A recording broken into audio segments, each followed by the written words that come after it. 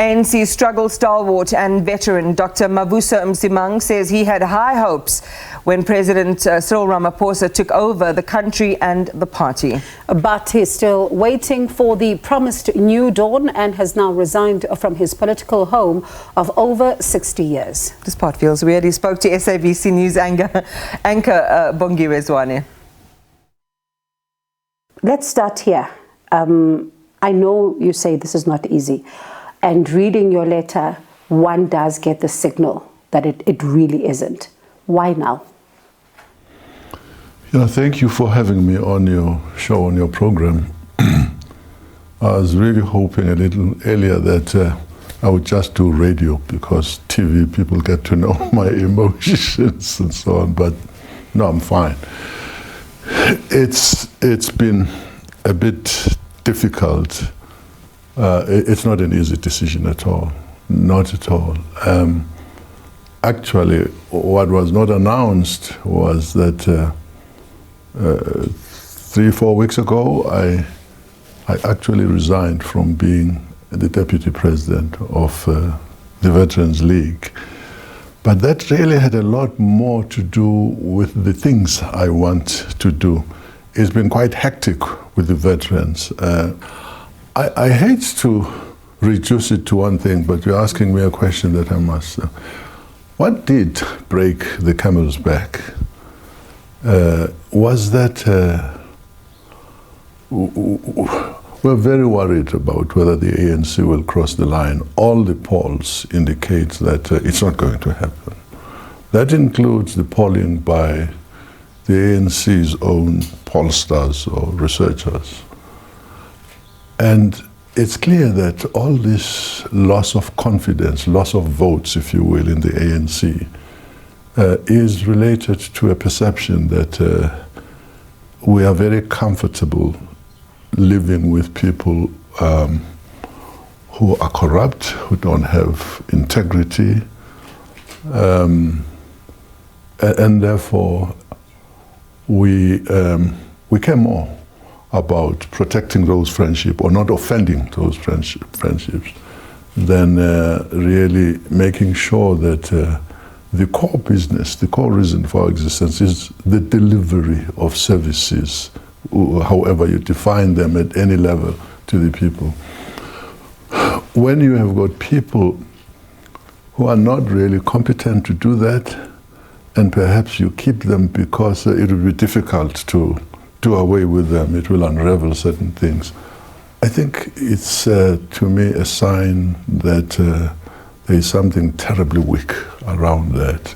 We said, anybody, and this is not new, because the step-aside thing has been in place for some years.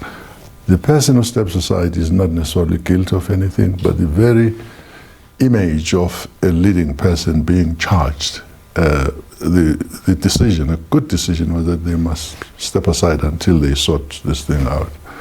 We now have a higher level commission of inquiry into state capture, and it points to some people, among many in the ANC, and says they need to be referred to the National Prosecuting Authority, who would then decide whether they're guilty or not.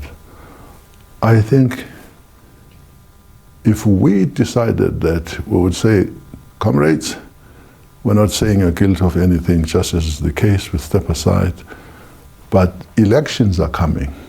Why don't we just give the opportunity to the many, and I mean it seriously, ANC people, have seen them in Parliament and seen them elsewhere, give them a chance to come on the list. I'm going to get to the chance in just a moment, but there's something you mention, and you say that, this is around the polling towards the elections. Did your decision at all have anything to do with what the Secretary General of the party yesterday said, that the veterans are discampaigning the party? It's also contained in the Veterans League statement post your resignation from the ANC. So did that at all play any role in where you found yourself? Absolutely not.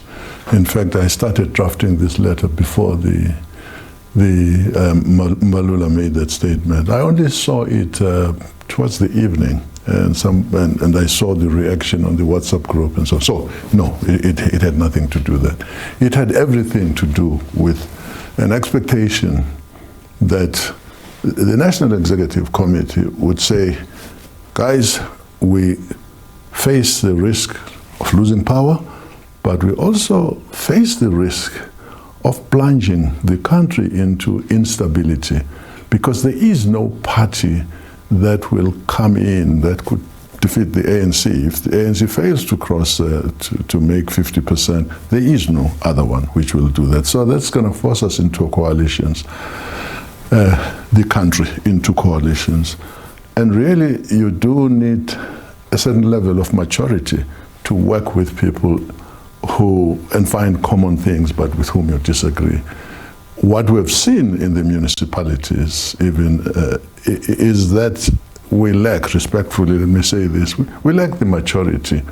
You have seen people going into a coalition with this one and they're out and they're with the other. You come into this kind of arrangement because you think those things on which you agree are good enough for us to move forward. But it can't change in 6 months and then so on. So I am afraid of coalitions, and I did not want the ANC to end up in a coalition situation. And I was sure, I still am, it may be late, but that if we could demonstrate to the people that we're dealing with the issue of corruption, their discomfort around us projecting important people who are mentioned in very uncomfortable substance, I've not said they're not going to do that, but they're just not seeing the urgency. Time is going, because it's not just removing people. You then have to assemble people and start agreeing on what needs to be done, what kind of behavior, where are the problems, and so on. What's stopping them from doing that, in your view? Because you've been very vocal over time. So what is stopping them from saying, if we do have these particular individuals, because even the Secretary General of the party saying in the briefing that they're now going to be looking at people who are above reproach, who are going to then go into these positions, people who are not tainted and all of that. But what has been stopping the ANC from doing that then? I can only speculate that some of the people who are mentioned there are pretty powerful people. And I think there is a fear, that's the word to use, to touch them. And there is something very serious with an organization that cannot deal with certain people because some of them are too powerful to touch. There is no explanation for why this very sane decision should not be made, other than that maybe people are uncomfortable that if you said so and so must go, things would start unraveling. I don't think a party that has got a strong constituency, that has got a good membership, and I'm not vouching that we still have that, would be hesitant to make decisions that would ensure that they succeed, not only in running the country and really then consolidating, because things are not good in the country. We've run it very badly and so on. So it hasn't happened, and I don't see it happen, and I just no. I want to get to you later in just a moment, but I'm going to latch on to something that you just said. So what does that tell us then, as South Africans, about the quality of the cadre in the ANC? What is? What does it tell us, what you are saying? What does it now tell us about the quality of the cadre that is within the ANC today? It tells a very sad story. The people who, they say, Amandla Asemasebi, and the powers with the branches. If the branches produce a kind of leadership that doesn't measure up to requirement, it does mean that their own judgment is either very poor or something, an inducement perhaps, is in place to make sure that that they elect those people. The caliber of the people we have, or maybe the mood, motivation is quite low, and there is a need for somebody in the leadership to recognize that and jack people up. Going through your letter, and I'm going into a difficult place now. It paints a picture of someone who's in pain. You've served the organization for over 6 decades. You paint a picture of the difficulties that South Africans have to live with. For example, the lack of ambulances, getting closer to where the communities are. You paint a picture of people who are begging at the traffic lights, the jobs that we continue to bleed as the economy continues to bleed. So, what kind of pain are you in right now, particularly when you look at the organization and the process of penning that particular letter? The fact that these things are happening means we have lost the focus a little bit. This is, an emotional, what do you call it? I don't want to speak on emotions, but honestly, if you still have pit latrines, how much in a budget is required to do away with them and include flushing systems? Why is it possible to just, fine? I mean, it gets to be part of the norm. It's not normal that children, especially where you even have incidents where they drop into these things and so on, and it's been with us for some time. Beggars, they always are in many countries and so on.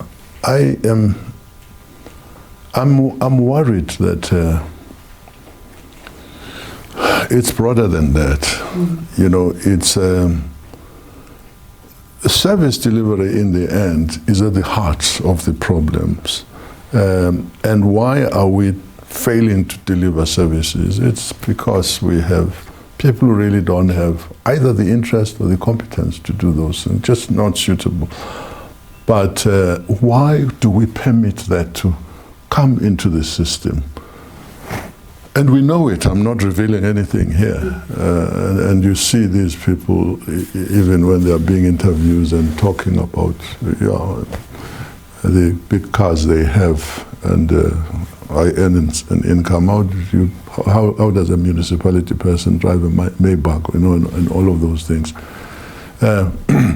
So maybe the political education within the party is at the heart of this, but you don't just get people and see them and do this thing and have an education system. But is the political school not working? It's not as effective as it could be. It has been started recently. I think it's totally inadequate for the problem that we have. This education must go across the board at grassroots level. If you're going to be taking people to the OR Tambo school, yes, it's necessary, but for a certain level of cadre. But the